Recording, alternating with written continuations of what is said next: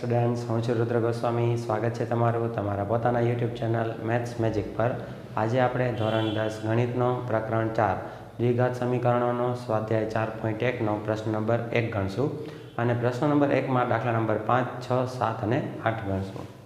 તો સૌપ્રથમ તો આપણે રકમ વાંચી લઈએ કે નીચે આપેલ સમીકરણો દ્વિઘાત સમીકરણો છે કે કેમ તે ચકાસો. આપણે અહીં ચકાસવાનું છે કે આપેલ જે સમીકરણ છે તે દ્વિઘાત સમીકરણ છે કે નહીં. તો સૌપ્રથમ આપણે દાખલા નંબર 5 ગણીએ. 2x - 1 ગુણ્યા કૌંસમાં x - 3 બરાબર x + 5 ગુણ્યા કૌંસમાં x - 1. તો સૌપ્રથમ આપણે ગુણાકાર કરશું 2x નું x સાથે અને 2x નું -3 સાથે. એવી રીતે 1 નું x સાથે અને 1 નું -3 સાથે. તો 2x ગુણ્યા x એટલે 2x વર્ગ થશે, પ્લસ પ્લસ અને પ્લસ રહેશે. 2x ગુણ્યા 3 એટલે 2 તેરી 6, 6x થશે, પ્લસ માઇનસ માઇનસ થશે. હવે -1ને આપણે ગુણશું બંને સંખ્યાઓ સાથે. માઇનસ પ્લસ માઇનસ 1 ગુણ્યા x એટલે x, માઇનસ માઇનસ પ્લસ 1 ગુણ્યા 3 એટલે 3 બરાબરનું બરાબર. એવી રીતે જ આ જે કાઉન્સની અંદર બે સંખ્યાઓ છે તેને કાઉન્સની અંદરની બે સંખ્યાઓ સાથે ગુણવાની છે. x ગુણ્યા x એટલે xનો વર્ગ, plus plus plus plus minus minus x ગુણ્યા 1 એટલે x, પ્લસ પ્લસ પ્લસ થશે. 5 ગુણ્યા x એટલે 5x, પ્લસ માઇનસ માઇનસ 5 એકા 5. તે માટે હવે જે સંખ્યાઓનો સરવાળો બાદબાકી થાય તેને સરવાળો બાદબાકી કરી નાખીએ. જેના ચલ અને ચલની ઘાત સરખી હોય તેમનો સરવાળો બાદબાકી થશે. x વર્ગનો x સાથે સરવાળો બાદબાકી ન થાય કેમ કે ચલ સમાન છે પણ ચલની ઘાત અલગ અલગ છે. x અને xનો સરવાળો બાદબાકી થઈ શકે આ બંનેનો. તો 2x વર્ગ માઇનસ માઇનસ પ્લસ થાય, 6 ને 1 7, 7x મોટી સંખ્યા 6 છે એની આગળ માઇનસ છે તો -7x વત્તા 3 બરાબરનું બરાબર x વર્ગ. આ બંનેનો સરવાળો બાદબાકી થશે, માઇનસ પ્લસ માઇનસ થશે. 5xમાંથી 1x જાય એટલે 4x, મોટી સંખ્યા 5x છે તેની આગળ પ્લસ છે એટલે પ્લસ -5. હવે કોઈ પણ સંખ્યાઓનો સરવાળો બાદબાકી ન થતો હોય તો આપણે જમણી બાજુ જે પદ છે તે બધાને ડાબી બાજુ લઈ આવીએ અને જેમના ચલ અને ઘાત સરખી હોય એને બાજુ બાજુમાં લખશું. જેમ કે 2x વર્ગ છે તો આ x વર્ગવાળી જે પદ છે એની બાજુમાં લખશું. પ્લસ છે તો માઇનસ થઈ જશે, -x વર્ગ. -7x x વાળું પદ એની બાજુમાં લઈ આવીએ એટલે -4x પ્લસ 3, -5 ડાબી બાજુ લઈ આવીએ એટલે +5 બરાબર 0.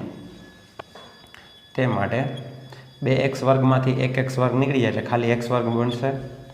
માઇનસ માઇનસ પ્લસ થશે, 7 ને 4 11 થશે, 11x મોટી સંખ્યા 7 છે એની આગળ માઇનસ છે તો -11x, પ્લસ પ્લસ પ્લસ થાય, 5 ને 3 8 વત્તા 8 બરાબર 0.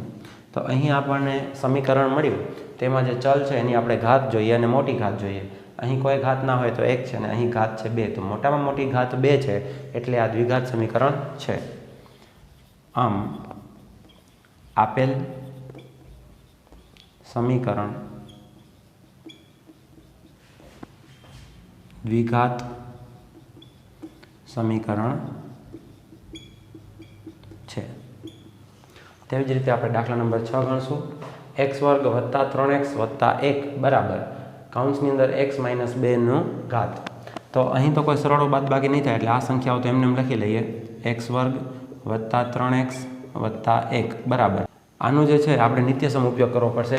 a - b નો વર્ગ એ નિત્યસમ હોય તો આપણે જવાબ શું આવશે?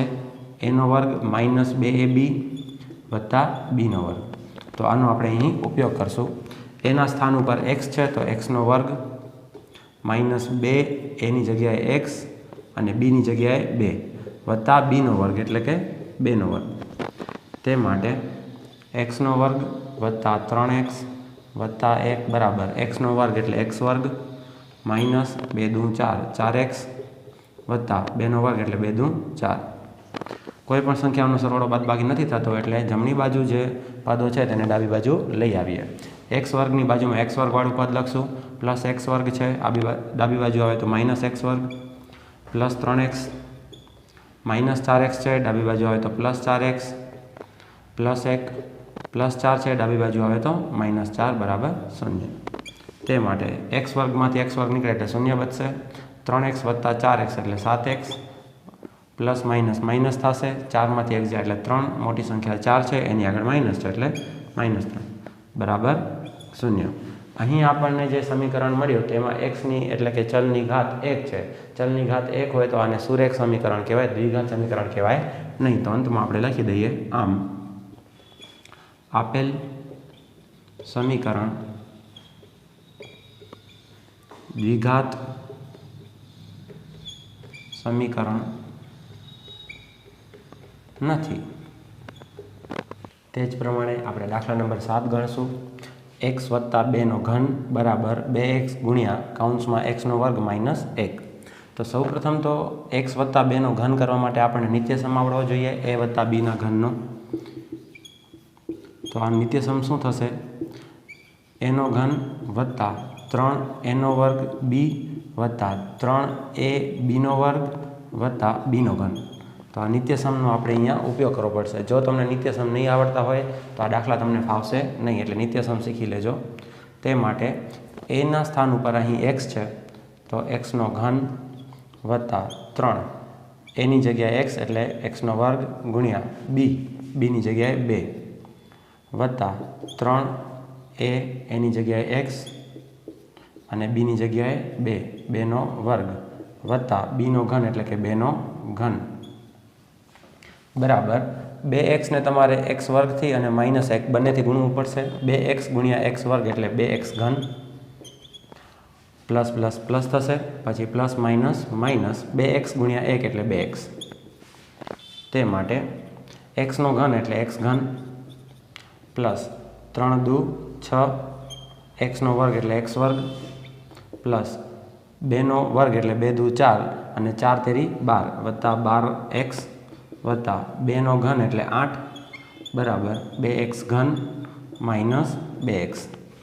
તે માટે હવે કોઈ સંખ્યાઓની સરવાળો બાદબાકી થતો હોય તો તે કરી લેવાનો, પણ અહીં કોઈ સંખ્યાઓનો સરવાળો બાદબાકી નહીં થાય, કારણ કે ચલ સરખા છે પણ ચલની ઘાત અલગ અલગ છે.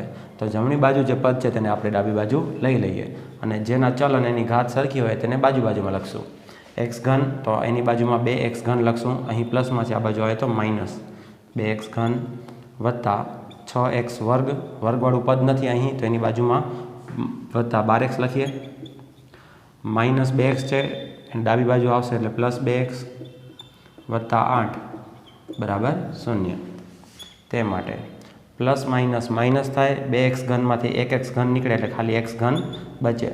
મોટી સંખ્યા 2 છે એની આગળ માઇનસ એટલે માઇનસ, પછી પ્લસનું પ્લસ 6x વર્ગ એમને એમ રહી જશે, 12x વત્તા 2x એટલે 14x વત્તા 14x વત્તા 8 બરાબર 0. અહીં જે સમીકરણ મળ્યું તેની મોટામાં મોટી ઘાત 3 છે તો આને ત્રિઘાત સમીકરણ કહેવાય, દ્વિઘાત સમીકરણ કહેવાય નહીં. તો અંતમાં આપણે લખી લઈએ આમ આપેલ સમીકરણ દ્વિઘાત સમીકરણ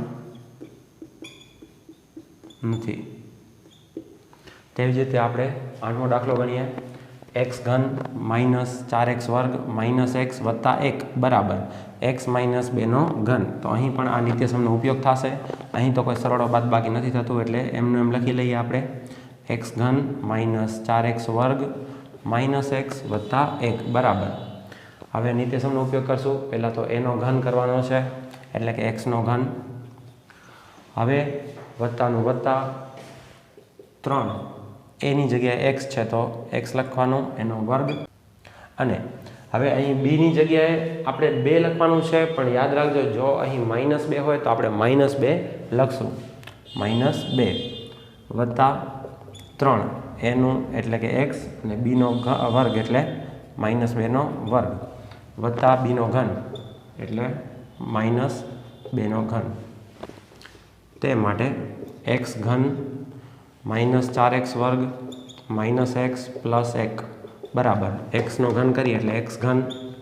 હવે અહીં માઇનસ પ્લસ માઇનસ થશે, 2 તેરી 6 x નો વર્ગ એટલે x વર્ગ, -2 નો આપણે વર્ગ કરીએ એટલે 4 જવાબ આવે, અને કેમ કે અહીં બેકી સંખ્યા છે એટલે આ જે માઇનસ છે તે નીકળી જાય એટલે 4 ધનમાં થઈ જશે બરાબર, ધન સંખ્યામાં 4 આવશે અને 4 તેરી 12 તો +12x.